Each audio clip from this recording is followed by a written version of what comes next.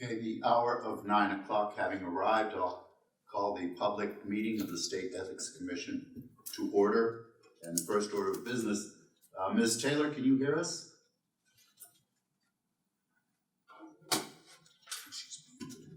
Yes, I can.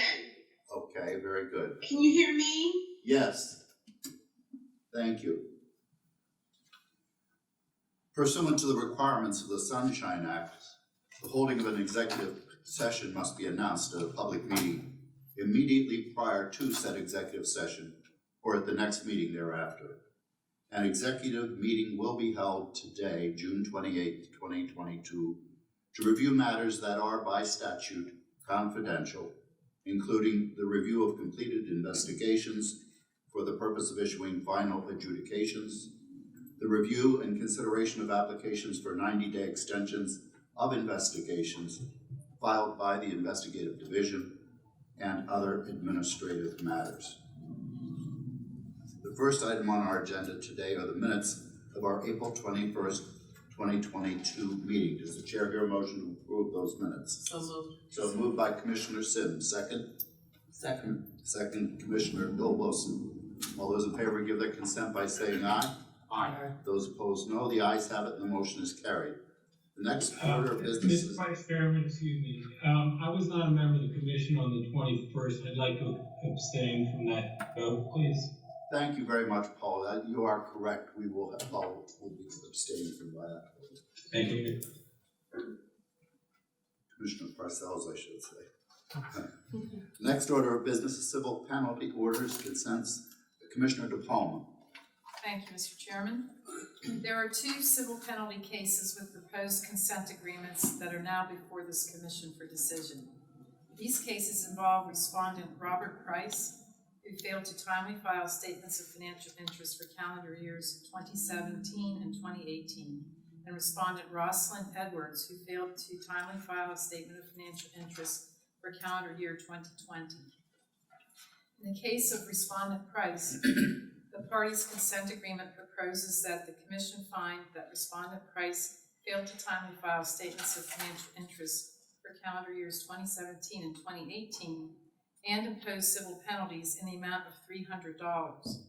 In the case of respondent Edwards, the parties' consent agreement proposes that the commission find that the respondent Edwards failed to timely file a statement of financial interest for calendar year 2020 and impose a civil penalty in the amount of $250. The respondents have agreed to file their delinquent statements of financial interest for the year stated.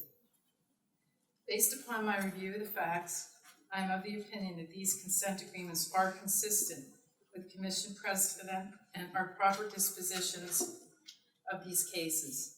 It is my opinion that the Commission should impose the civil penalties agreed to by the parties for the consent agreements, respective consent agreements.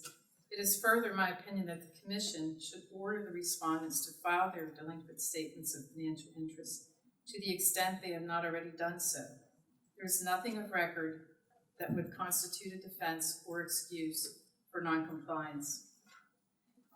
Mr. Chairman, based upon my analysis and comments, I would like to make the following motion. I move this commission approve the consent agreement submitted by each of the following respondents and the investigative division imposing civil penalties for failure to timely file statements of financial interest as follows. Robert Price, $300 for calendar years 2017 and 2018, and Rosalind Edwards, $250 for calendar year 2020. I further move that to the extent that they have not already done so, the respondents shall each be ordered to pay the recommended civil penalty amount agreed to by the parties per the consent agreement within 30 days of issuance of the Commission's order. I further move that to the extent they have not already done so, the respondents shall be ordered to file complete and accurate statements of financial interest for the year stated within 30 days of issuance of the Commission's order. Mr. Chairman, that is my motion. On the motion, is there a second? Second. Seconded by Commissioner Schwartz. Any discussion? I would like to ask the question of council. The one civil penalty consent is only $300 instead of $500. Is there a mitigating circumstance? Yeah, so the mitigating circumstance in this matter, and if the commission recalls, this matter was set to go to hearing out in Pittsburgh before Chairman Colafella. Chairman Colafella called a status conference wherein he discussed with the parties the pros and cons of each of their cases, recommended that the parties reach some kind of settlement. We did so. The mitigating factors would be that there were statements of financial interest filed by Mr. Price. They were just deficient eventually. So, and I don't know, Ms. Lehman handled that matter. If she has any further comments, she can add for you. Good morning. Good morning. Basically, to echo what Mr. Frankenberger stated to the commissioners, that was it. In addition, Mr. Price got an attorney. The attorney explained to me some other mitigating issues. There was a lot of concern about the dates with 2017, 2018. Mr. Price was very concerned about his ability to fully fill them out accurately going back that far. He also stated he did so with the school district and they misplaced them. So all of those factors put together led us to come to the amount of 300. Thank you. Thank you. Any other discussion? On the motion, all those in favor give their consent by saying aye. Aye. Opposed, no. The ayes have it, and the motion is carried. And the civil penalty defaults, Commissioner DuPont. Thank you, Mr. Chairman. 7 civil penalty default cases are now before this commission for decision. The respondents involved in these cases will be identified individually in the motion I will be making with regard to these cases. These respondents failed to file statements of financial interest for the calendar years that I will detail in my motion. The respondents did not take action or respond to the civil penalty proceedings. Following review, it is my opinion that as to each respondent, the commission should levy a maximum civil penalty of $250 for each delinquent statement of financial interest. It is my opinion that the commission should also order these respondents to file their delinquent statements of financial interest. There is nothing of record that would constitute a defense or excuse for their noncompliance. Based upon my analysis and comments, I would like to make the following motion, Mr. Chairman. I move that this commission levy maximum civil penalties against the respondents in these 7 civil penalty cases as follows. For the first case, I move that this commission levy a maximum civil penalty in the amount of $250 against respondent Brian Miller for failing to file a statement of financial interest for calendar year 2019.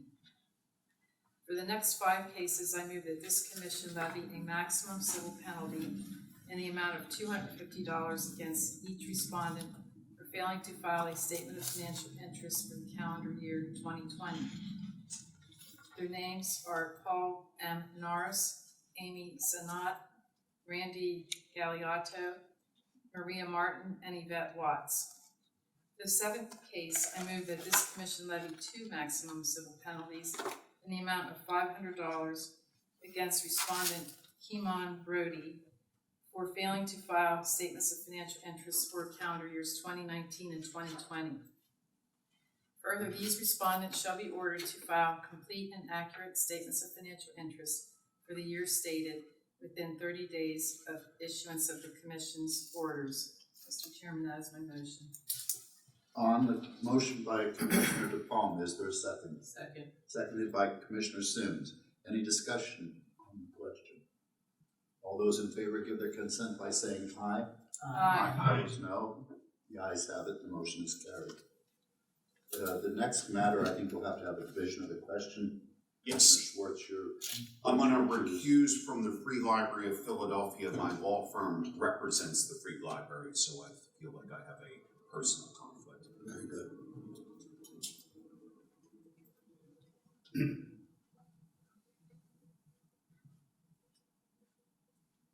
So the next matter on our agenda is an administrative penalty proposed pursuant to the Lobbying Act. Commissioner Nick. Thank you, Mr. Chairman. Respondent Free Library of Philadelphia Foundation failed to timely file a quarterly expense report for the 3rd quarter of 2021 in its capacity as a principal. The parties are in agreement that the respondent's transgression of the lobbying disclosure law was negligent. The respondent has now submitted their delinquent expense report to the Department of State. Based upon my review of the facts, I am of the opinion that the consent agreement sets forth a proper disposition for this case, and I would like to make the following motion. Please do. I move that this commission approve the consent agreement submitted by the parties and impose one administrative penalty in the total amount of $9,000 as to Free Library Philadelphia Foundation for its delinquent expense report for the third quarter of 2021. To the extent that the respondent has not already done so, I move that the respondent be directed to pay their agreed upon administrative penalty made payable to the Commonwealth of Pennsylvania and submitted to the commission within 30 days of the mailing date of the commission's order. On the motion by Commissioner Nick, is there a second? Second. Seconded by Commissioner Bill Wilson. All those in favor, any discussion on the motion? All those in favor give their consent by saying aye. Those Aye. opposed, no. The ayes have it, and the motion is carried. And the second one, and I guess Commissioner Schwartz can come back in, please. The second matter involves Beaver Investments. Commissioner Nick. Respondent Beaver Investments LLC failed to timely file a quarterly expense report for the third quarter of 2021 in its capacity as a principal. The parties are in agreement that the respondent's transgression of the lobbying disclosure law was negligent. Respondent has now submitted their delinquent expense report to the Department of State. Based upon my review of the facts, I am of the opinion that the consent agreement sets forth a proper disposition for this case, and I would like to make the following motion. Please do. I move that this commission approve the consent agreement submitted by the parties and impose one administrative penalty in the total amount of $10,000 as to Beaver Investments LLC for its delinquent expense report for the third quarter of 2021. To the extent that the respondent has not already done so, I move that the respondent be directed to pay its agreed upon administrative penalty made payable to the Commonwealth of Pennsylvania and submitted to the commission within 30 days of the mailing date of the commission's order. On Commissioner Nick's motion, is there a second? Seconded by Commissioner DePalma. Any discussion? All those in favor give their consent by saying aye. Aye. Opposed, no. The ayes have it, and the motion is carried. We'll now take up administrative matters, and I have an announcement. Pursuant to Commission Resolution 85-002, a notice of election must be publicly announced at least 30 days prior to such election and forwarded to all members of this commission. Therefore, the Pennsylvania State Ethics Commission hereby announces that an election of officers will be conducted at the next regularly scheduled public meeting of the Pennsylvania State Ethics Commission for the purpose of electing a chairperson and vice chairperson, as the terms of office for the chairperson and vice chairman expire on September 23rd, 2022. Did you want to make a comment? Yes, thank you, Mr. Commissioner, or Mr. Chairman. Since we are now acting as Commissioner Corrigan as acting chair, and we now have a vacancy as acting vice chair, I would propose, just in the case of Mr. Corrigan not being available to the commission's staff, that we vote on and appoint an acting vice chair until our next election. And I would nominate Commissioner Sims to fill that role of acting vice chair. Any comments? Any a second to the nomination? I'll I'll second that. Seconded by Commissioner Parcells. Any discussion on the motion? All those in favor give their consent by saying aye. Aye. Opposed, no. Congratulations, Commissioner Sims, you're now Vice Chairman of the Commission. Thank you, Commissioners. Okay, and another matter. I note that seated in our audience today is a special citizen of this state, and that would be our recently retired Executive Director. I would like to take this opportunity to thank Mr. Robert Caruso for his many years of honorable service with the State Ethics Commission. Rob is the Commission's longest tenured employee. He started working here in August 1982 as a special investigator.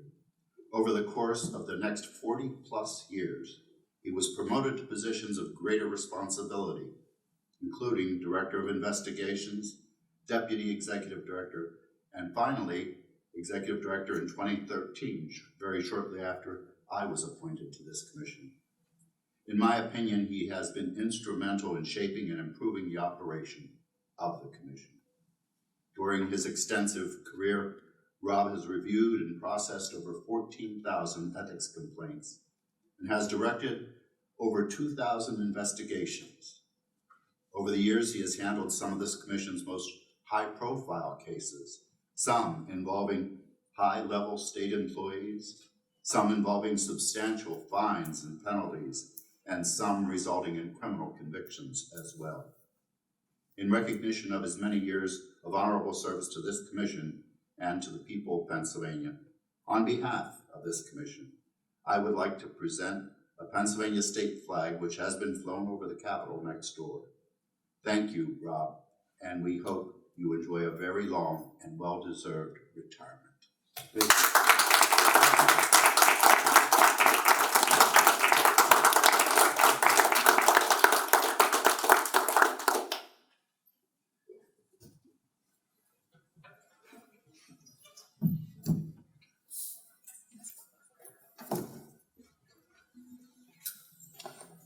Thank you, sir.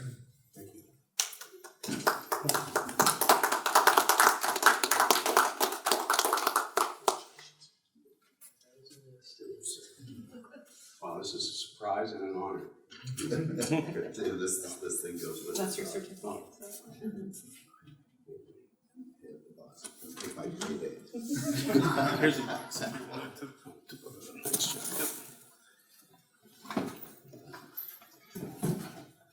Anybody else have any comments?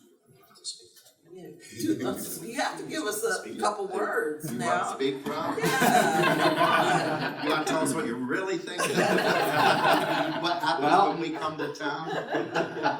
You know, it was a little different, knowing that the meeting was today, that I didn't have anything to do with the plan, and in a way, it was nice. I saw the staff over across the hall a little bit before I came over here, and everyone said, your hair's a little longer, you look a little more relaxed, more like, in a way you don't give a damn anymore. And in a way, that's true. A lot of my friends who are retired said to me, don't worry about not having something to do because the days go fast. And that's true. So many things that I thought I would do in the first 2 months that I retired that I haven't gone to them yet. I'm finally sleep in a little bit longer now. Maybe I don't get up at 5 anymore. I get up maybe at 6:15. But I still catch myself going into Spotlight PA and Capital Star and the Inquirer. I'm trying to look, to see what kind of ethics stuff is hanging out there. But I stayed here 40 years, and it wasn't just because it was a job. It was a passion.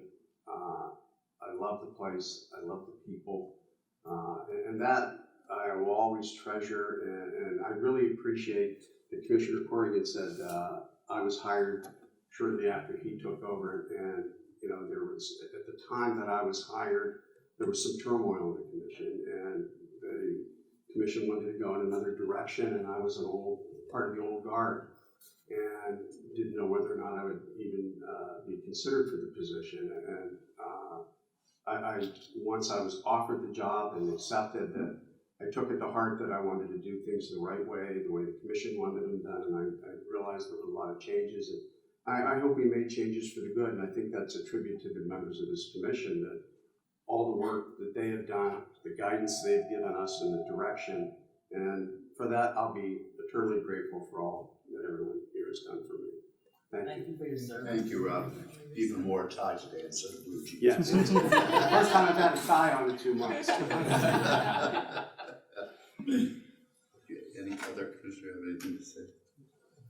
Okay, The next matter, number 8 on our agenda, I think that we're gonna delay that, Executive Director Fox, and we'll have a discussion about that later at our executive meeting.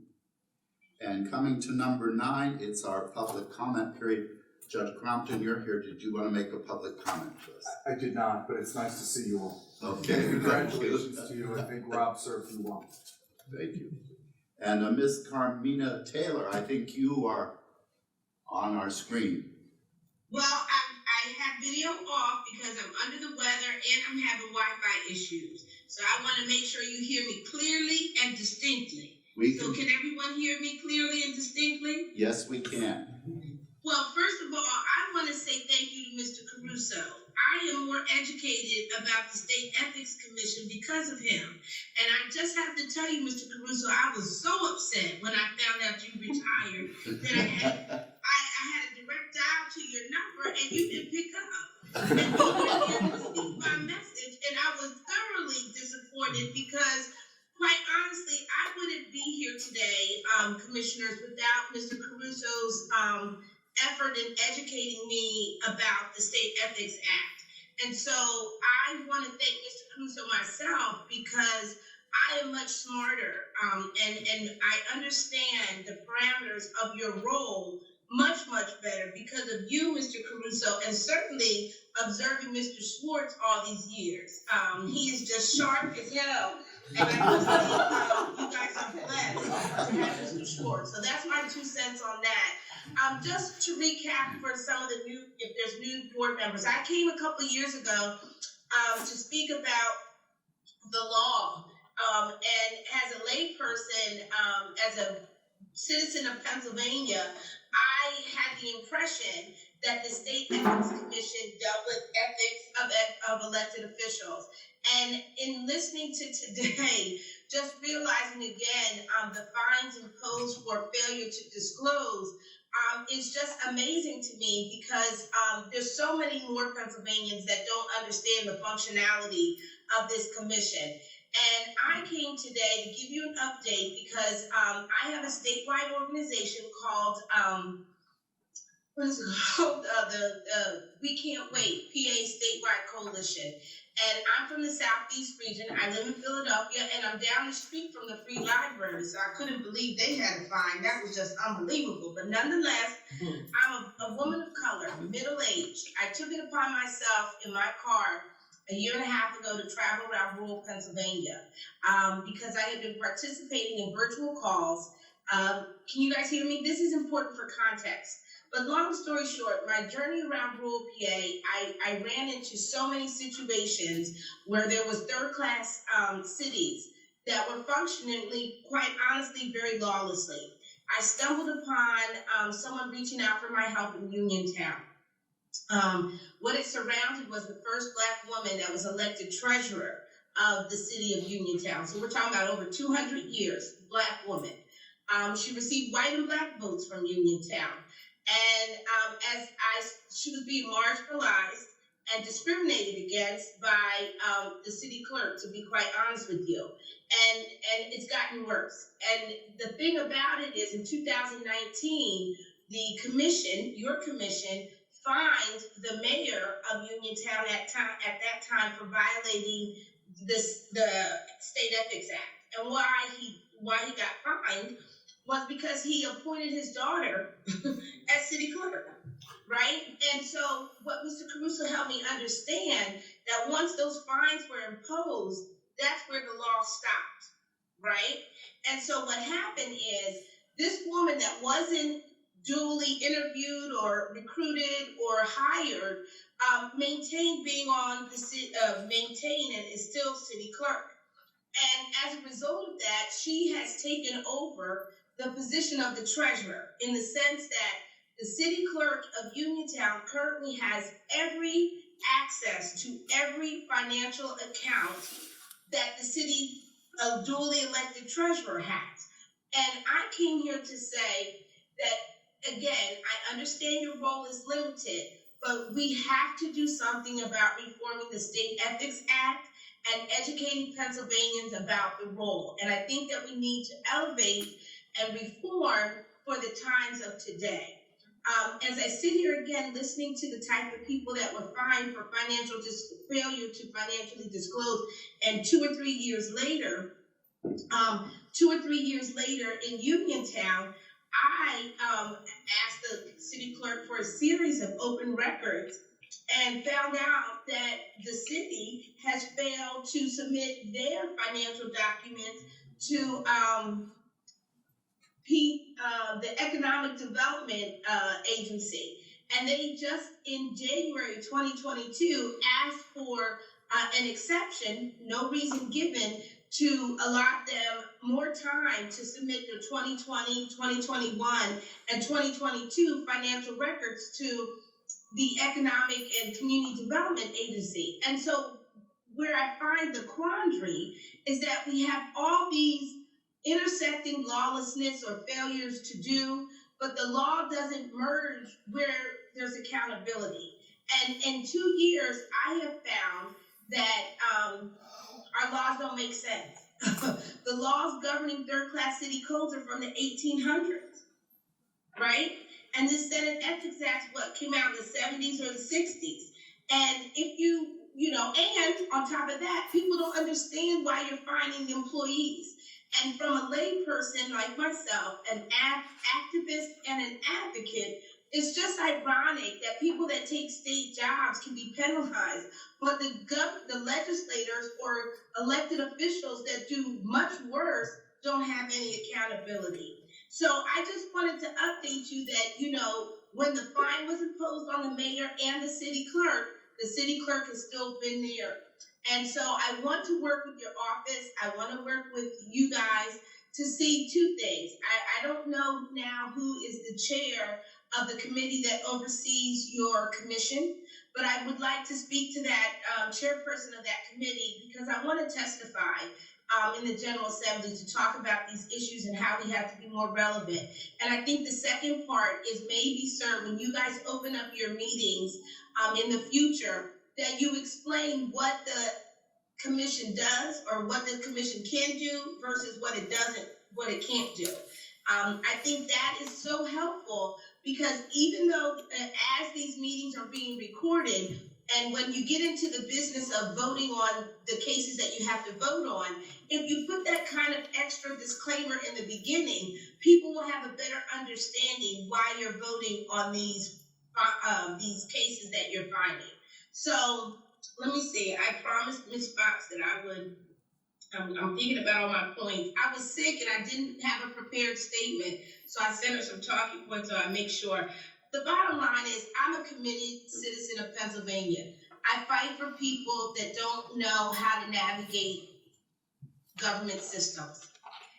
And this commission, by title itself, has a significance in Pennsylvania.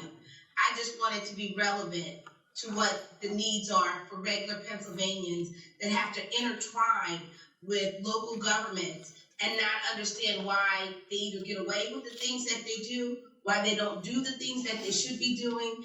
And to me and to other laymen, that's an ethical issue. So again, clarifying what the commission does and what it doesn't do, what you're empowered to do and what you're not empowered to do, would be helpful and beneficial for all Pennsylvanians. Thank you. Does all that make sense? Mr. Schwartz, I'm looking at you. Mr. Schwartz, does that make sense to you? Because you're about the most brilliant one up there. So if you get it, I'm sure everybody else will get it. Did that make sense? You did make sense. I don't know that I'm the most brilliant. We have many All of you are brilliant, but you're savvy. And I watched you for years. Go ahead.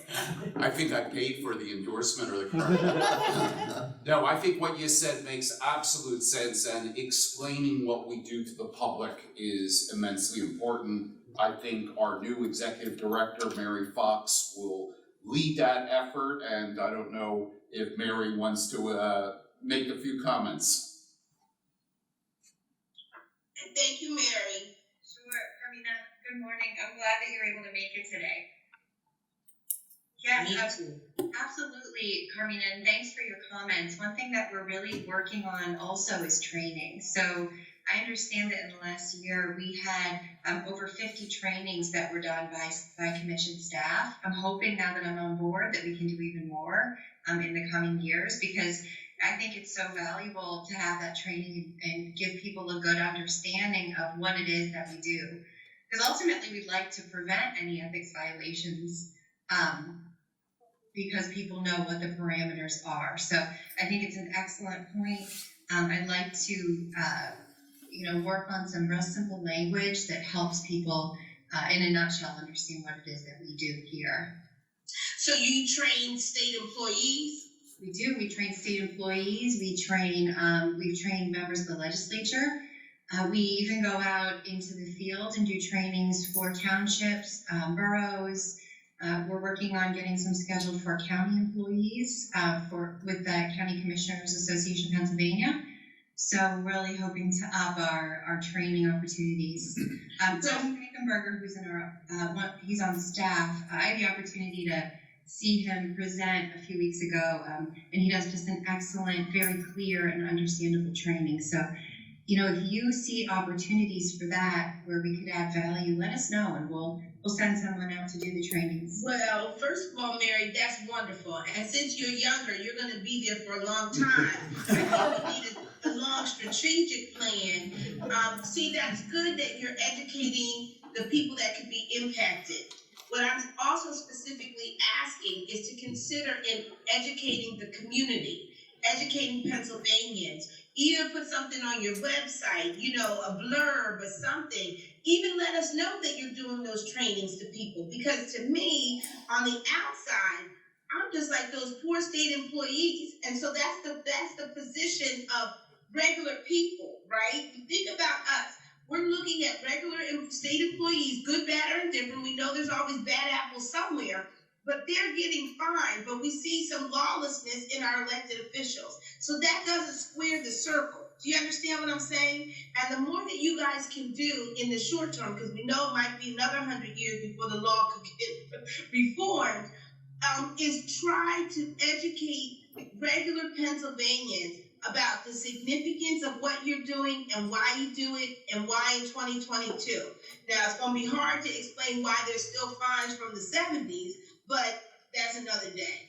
But I'm hoping that we can work together, Mary, quite honestly, in trying to figure out a way to educate and empower Pennsylvanians about what you are doing for people that are state employees. And then on the commission side, I would just implore you guys to consider having a statement in the beginning, just delineating what you can or can't do.